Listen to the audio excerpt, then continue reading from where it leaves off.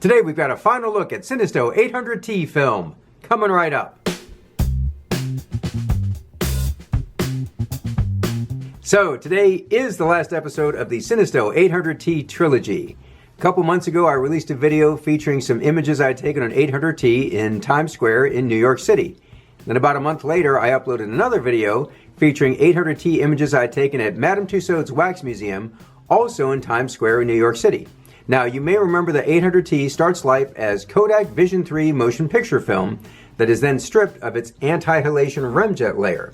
Now stripping this layer does a couple of things. First thing it does is it makes it easier to process the film at home, whether you're using the ECN2 process or the C41 process like I did. Now the other thing it does is removing that layer gives you kind of a cool glowing effect around certain light sources. I especially like what it does with neon lights, and that brings us to the subject of today's video, the American Sign Museum in Cincinnati, Ohio. So a little background. In 1999, Todd Swarmstedt founded the National Signs of the Times Museum to preserve and really celebrate the rich history of signage in America. Well, in 2005, they renamed and reopened as the American Sign Museum, but their facility wasn't big enough to display some of their signature pieces, so they found a new home and opened at their current site in 2012. Their collection includes all manner of signage, wooden signs, plastic signs, but since I came here to shoot Cinestill 800T, the big attraction for me was all the incredible neon in their collection. So, all the images you're about to see were taken on Cinestill 800T film with my Canon Rebel T2 and my Canon 50mm f1.4 lens.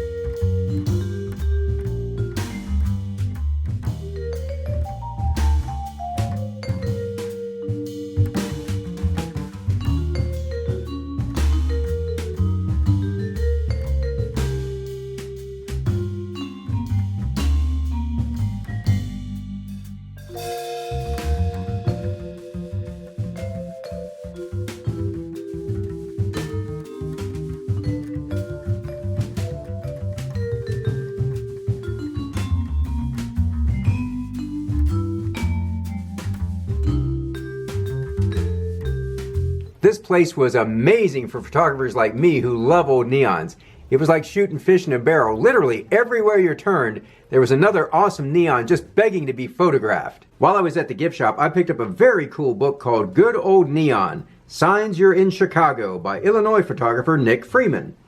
Each page has a full-color image of a vintage neon sign in the greater Chicago area. Now, The best part is that they've included the address where each image was taken, so I'm definitely going to track down some of these neons on my next trip to Chicago.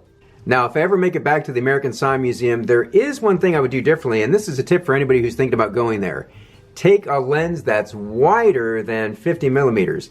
I really should have taken my 40 millimeter f2.8 pancake lens because there were times that things were just a little too tight with the 50, and I think I left some shots on the table. Now, Cincinnati's only 2 hours from where I live, so I could see myself sneaking back to the museum sometime with that 40 millimeter pancake.